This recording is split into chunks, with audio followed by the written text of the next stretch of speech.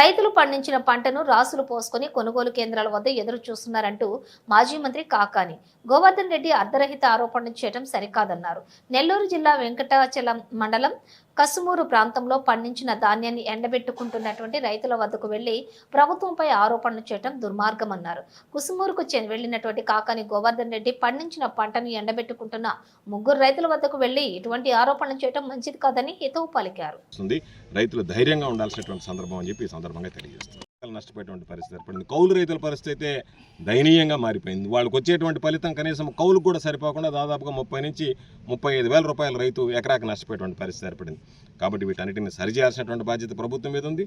చంద్రబాబు నాయుడు గారు మొక్కుబడిగా 300 కోట్ల రూపాయల ధరల స్థిరీకరణ నిధి 300 కోట్ల రూపాయల ధరల స్థిరీకరణ నిధి ప్రకారం చూస్తేనే ఈ జిల్లాకు సంబంధించి నష్టమే 400 కోట్ల రూపాయలు ఉంటే దాదాపుగా మీరు 15 లక్షల పుట్టుల ధాన్యం కొనాలి అని అంటే దీనికి సంబంధించి గిట్టుబాటు ధర లేదనేది అర్థమైపోయింది. ఏ రోజైతే ప్రభుత్వం మార్కెట్ జోక్యం చేసుకోదో, గిట్టుబాటు ధర కల్పించదో, దళారులు మరీ ఈరోజు ఇప్పుడు ప్రారంభంలోనే 16,000 17,000లో ఉందంటే రేపు రాబోయేటువంటి రోజుల్లో మరింతగా ఈ రేట్లు దిగజారిపోతాయి. రైతులు తీవ్రమైనటువంటి మనోవేదనకు గురయ్యేటువంటి పరిస్థితి ఏర్పడుతుంది. రైతుల పాపం వేరే మార్గం లేకుండా ఈరోజు తను చాలించాల్సినటువంటి పరిస్థితులు ఏర్పడతాయి. కాబట్టి వీటిని చక్కదిద్ది ఏదో మామూలుగా జగన్మోహన్ రెడ్డి గారు ఉన్నప్పుడు 3,000 కోట్ల రూపాయల ధరల స్థిరీకరణ నిధి ఉండేది. రైతులకు రేట్లు బాగుండేది, సకాలంలో వర్షాలు పడ్డాయి, రైతులు సంతోషంగా ఉండేవాళ్ళు.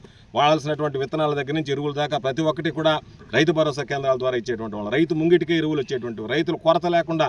నేను వ్యవసాయ శాఖ మంత్రిగా పనిచేసా. ఎక్కడ జిల్లాకు సంబంధించి కానీ సర్వేపల్లి నియోజకవర్గానికి సంబంధించి కానీ రైతులకి యూరియా కానీ ఇతర ఎరువులు కానీ కొరత లేకుండా విత్తనాల దగ్గర నుంచి వడ్ల పంపిణీ దగ్గర నుంచి అన్ని విధాలు అన్ని రకాలైనటువంటి చర్యలు తీసుకున్నాం. కాబట్టి ఈరోజు మరలా ఈ ప్రభుత్వం ఎప్పుడు చంద్రబాబు నాయుడు అయినా సరే రైతులకు అరిష్టం. చంద్రబాబు నాయుడు అంటే అతివృష్టి అనావృష్టి. పోయినసారి సాధారణంగా పంటలు నీరు తక్కువ ఈ పంటలు పోయి ఈసారి నీరు ఎక్కువ ఈ పంటలు నాశనం అయిపోయాయి. కాబట్టి చంద్రబాబు ఉంటే పంటలు నాశనం కావడమే, అధిక వర్షమా వర్షభావమా రెండవ తప్ప ఏ రోజు సమగ్రమంగా సమతుల్యంగా వర్షాలు పడి రైతులు సంతోషంగా ఉండేటువంటి పరిస్థితి లేదు. కాబట్టి రైతుల గురించి ఆలోచన చేశాడు జగన్మోహన్ రెడ్డి గారు. రైతులకు అన్ని విధాలు అండగా నిలిచాడు. ఈ ప్రభుత్వం వ్యవసాయ బడ్జెట్లో నవ్వుకోవాలి. 3,000 కోట్ల రూపాయల ధరల స్థిరీకరణ నిధి జగన్మోహన్ రెడ్డి గారు ఏర్పాటు చేస్తే మిర్చికి సంబంధించి, ప్రత్తికి సంబంధించి, పొగాకు సంబంధించి అన్ని రకాలకు సంబంధించి 300 కోట్ల రూపాయలు, వరికి సంబంధించి, ఇతర మైనర్ మిల్లెట్స్కి సంబంధించి, చిరుధాన్యాలు అన్నిటికి సంబంధించి, పప్పులు అన్నిటికీ, పప్పు దినుసులు అన్నిటికీ కలిపి 300 కోట్ల రూపాయలు ఏర్పాటు చేసింది. అంటే జగన్మోహన్ రెడ్డి గారు ఏర్పాటు చేసిన దాంట్లో 10% ఈరోజు ధరల ధాన్యం మార్కెట్లోకి వచ్చేటువంటి పరిస్థితి ఏర్పడింది. దాదాపుగా 2,000 నుంచి 2,500 రూపాయలు ఈరోజు నష్టం కలిగేటువంటి పరిస్థితి ఏర్పడుతుంది. దాన్ని బట్టి 16 లక్షల మీదనే దాదాపుగా 400 కోట్ల రూపాయలు నెల్లూరు జిల్లాకు సంబంధించినటువంటి రైతాంగం నష్టపోయేటువంటి ప్రమాదం ఏర్పడింది. కాబట్టి ఈరోజు ఏదో సోమిరెడ్డి మాట్లాడటము, ఇంకొకటి చెప్పడం, రైతులకు నేను అండగా ఉంటామని చెప్పడం కాదు. ఇప్పటికే రైతులు అన్ని విధాలు ఇబ్బందులు పెట్టారు. ఈరోజు ఏదైతే పాపం రైతులకు సంబంధించి యూరియా విషయంలో గతంలో 270 రూపాయలకి ఇళ్లకు చేర్చాం రైతు భరోసా కేంద్రాల ద్వారా. ఈరోజు 400 రూపాయలు పెట్టినా ఇక్కడ ఉన్నటువంటి రైతులు చెప్పేటువంటి మాట, అసలు మాకు దొరకలేదు యూరియా, దానివల్ల పంట ఎదగలేదు, పంటకు వేయలేకపోయాం, దానివల్ల పంట కూడా ఫలసాయం దిగుబడి తగ్గిందనేటువంటి బాధ. దానితో పాటు మరొక అంశం, ఈరోజు సాగునీటి కాలువలకు సంబంధించి ఎక్కడ పనులు చేయకుండానే బిల్లులు డ్రా చేసుకున్నారు. గతంలో నీరు చెట్టులాగా ఈరోజు అధికారికంగా నీటిపారుదలకు సంబంధించి రైతులకు సాఫీగా సాగునీరు అందించలేనటువంటి దుస్థితికి చేరిపోయాయి. కాబట్టి రైతులను అడ్డం పెట్టుకుని సోమిరెడ్డి లేదా ఇతర నాయకులు దోచుకోవడంతో రైతుల గురించి ఆలోచన చేసేటువంటి పరిస్థితులు లేరు. కాబట్టి ఈ ప్రభుత్వాన్ని డిమాండ్ చేస్తున్నాం, జిల్లా అధికార యంత్రాంగాన్ని డిమాండ్ చేస్తున్నాం. మీరు మొక్కుబడిగా మేము ఇచ్చామని చేతులు దులుపుకోకుండా ఈరోజు వాస్తవంగా క్షేత్రస్థాయిలో మేమేదో ఎక్కడో కూర్చొని మాట్లాడడం కాకుండా మీరు ఏసీ రూముల్లో నుంచి బయటకు రండి, వచ్చి తిరగండి, రైతుల సమస్యలు తెలుసుకోండి. క్షేత్రస్థాయిలో రైతులు పడుతున్నటువంటి ఇబ్బందులు. ఇంకా బాధాకరమైనటువంటి సంఘటన ఏమిటంటే, మా వాళ్ళు ఏదో సమస్య మీద గ్రీవెన్స్ డేకి కలెక్టర్ గారి దగ్గరికి వెళితే తెలుగుదేశం పార్టీ నాయకులు, బీజేపీ నాయకులు వచ్చి కలెక్టర్ గారికి వినతిపత్రం ఇస్తున్నారు. ఏమని? ధాన్యానికి మద్దతు ధర కల్పించండి అని. అంటే ఎవరు అధికారంలో ఉన్నారు? ఎవరి ప్రభుత్వం అధికారంలో ఉంది? అంటే మాకు చేత కాలేదు కాబట్టి మేము తలదెత్తుకొని రైతుల దగ్గరికి పోలేం కాబట్టి మేము కూడా మీ తరఫున ఈ ప్రభుత్వం మీద పోరాడుతున్నామని చెప్పేటువంటి విధంగా సంకేతాలు ఇవ్వడానికి సర్వేపల్లికి సంబంధించినటువంటి తెలుగుదేశం నాయకులు కొంతమంది, జిల్లాకు సంబంధించినటువంటి బీజేపీ నాయకులు కలిసి ఈరోజు వెళ్ళి చెప్పుకోవాల్సినటువంటి దౌర్భాగ్యమైనటువంటి పరిస్థితులు ఏర్పడ్డాయి. కాబట్టి మొక్కుబడిగా మీరు ప్రకటనలకు పరిమితం కాకుండా క్షేత్రస్థాయిలో దాదాపుగా రైతులు నష్టపోతున్నారు, మీరు బోనస్ ఇప్పించి దానితో పాటు గిట్టుబాటు ధర ఇప్పించి రైతులను ఆదుకోవాలనేటువంటిది ప్రధానమైనటువంటిది. రాబోయేటువంటి రోజులు ఈరోజు కసుమూరు గ్రామంలో పర్యటించాం, రైతులతో మాట్లాడాం. రైతుల పరిస్థితి దీనంగా తయారైంది. కాబట్టి తప్పనిసరిగా రాబోయేటువంటి రోజుల్లో మీరు సరిదిద్దుకొని, పాపం రైతులు అసలైన జాలు అని అంటే నష్టపోయేటువంటి పరిస్థితి ఏర్పడింది. కౌలు రైతుల పరిస్థితి అయితే దయనీయంగా మారిపోయింది. వాళ్ళకి వచ్చేటువంటి ఫలితం కనీసం కౌలుకు కూడా సరిపోకుండా దాదాపుగా 30 నుంచి 35 వేల రూపాయల రైతు ఎకరాకి నష్టపోయేటువంటి పరిస్థితి ఏర్పడింది. కాబట్టి వీటన్నిటిని సరిచేయాల్సినటువంటి బాధ్యత ప్రభుత్వం మీద ఉంది.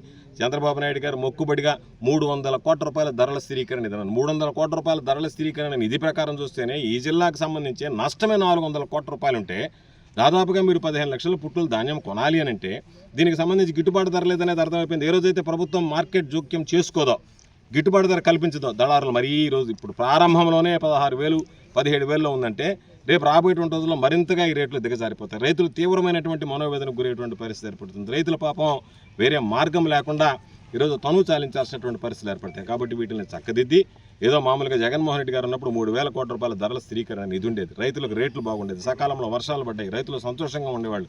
వాడాల్సినటువంటి విత్తనాల దగ్గర నుంచి ఎరువుల దాకా ప్రతి ఒక్కటి కూడా రైతు భరోసా కేంద్రాల ద్వారా ఇచ్చేటువంటి వాళ్ళు, రైతు ముంగిటికే ఎరువులు వచ్చేటువంటి, రైతులు కొరత లేకుండా.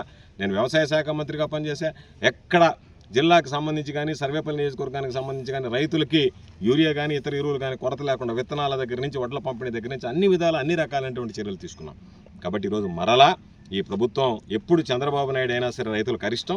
చంద్రబాబు నాయుడు అంటే అతివృష్టి అనావృష్టి. పోయినసారి సాధారణంగా పంటలు నీరు తక్కువ ఈ పంటలు పోయి, ఈసారి నీరు ఎక్కువ ఈ పంటలు నాశనం అయిపోయాయి.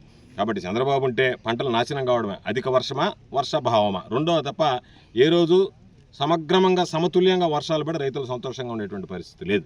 కాబట్టి రైతుల గురించి ఆలోచన చేశాడు జగన్మోహన్ రెడ్డి గారు. రైతులకు అన్ని విధాలు అండగా నిలిచాడు.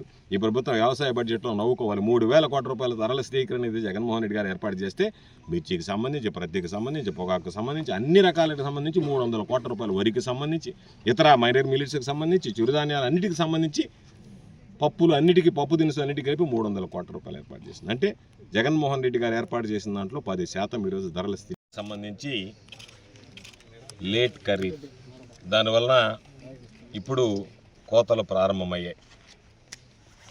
అయితే రైతుల పరిస్థితి దయనీయంగా మారింది. కనీస మద్దతు ధర కింద క్వింటాల్కి 2,320 రూపాయలు ప్రభుత్వం ప్రకటించినప్పటికీ ఈరోజు పాపం రైతుల పరిస్థితి చూస్తే అగమ్యగోచరంగా తయారు కావడం, ప్రభుత్వం కానీ జిల్లాకు సంబంధించినటువంటి అధికారులు, జాయింట్ కలెక్టర్ గారు కానీ, జిల్లాకు సంబంధించినటువంటి ఇతర సివిల్ సప్లైస్ అధికారులు కానీ ఎప్పటికప్పుడు 300 ధాన్యం కొనుగోలు కేంద్రాలు తెరిచాం, ఎవ్వరికి ఇబ్బంది లేకుండా చేస్తున్నామని మాట్లాడేటువంటి పరిస్థితి కనిపిస్తుంది. కానీ వాస్తవంలో క్షేత్రస్థాయిలో ఒకసారి పరిశీలించడానికి ఇక్కడికి వస్తే రైతుల గోడు వర్ణనాతీతం. ఇదే సీజన్లో గత సంవత్సరం వైఎస్ఆర్ కాంగ్రెస్ పార్టీ ప్రభుత్వంలో 23,000 నుండి 28,000 వరకు పుట్టి అంటారు. 850 కేజీలైన నెల్లూరులో పుట్టి అని పిలుస్తారు. పుట్టి ధాన్యం 23,000 నుంచి 28,000 రూపాయల వరకు పలికింది. సరాసరిన 26,000 రూపాయలు రైతుకి అందింది ఒక పుట్టికి సంబంధించి. ఈరోజు పరిస్థితి చూస్తే అసలు అడిగేవాళ్ళు లేరు, ధాన్యం కొనుగోలు కేంద్రాలు పనిచేయటం లేదు. మొక్కుబడిగా మేము తెరిచామని చేతులు దులుపుకోవడం తప్ప దానికి సంబంధించి గోనె సంచులు కానీ అక్కడ కొనడానికి స్టాఫ్ కానీ ఎవరు లేకుండా ఈరోజు ఆ ధాన్యాన్ని రైతుల్ని గాలికి వదిలేసినటువంటి పరిస్థితి. అంటే దాదాపుగా పాపం ఆ రైతులను చూస్తే ఒక పక్క పోయిన సంవత్సరం 4 పుట్ల నుంచి 4.5 పుట్టు వచ్చింది. ఈ సంవత్సరం దగ్గరికి వచ్చేటప్పటికి 2 పుట్లు 1.5లో కూడా అయినటువంటి పరిస్థితి ఉంది. అంటే 1.5 పుట్టు అంటే ఒక 25,000 వస్తుంది ఆ రైతుకి. 25,000 వస్తే గతంలో దాదాపుగా 90,000 నుంచి 1,00,000 రూపాయలు వచ్చినటువంటి పరిస్థితుల్లో ఈరోజు కేవలం ఒక 25,000 రూపాయలు వస్తాయి. అంటే 1/3 వంతు కూడా గతంలో వచ్చినటువంటి ఫలసాయాన్ని, ఆ ఫలితాన్ని రైతు అందుకోలేనటువంటి దుస్థితికి చేరాడు. కాబట్టి ఒకసారి గమనిస్తే దాదాపు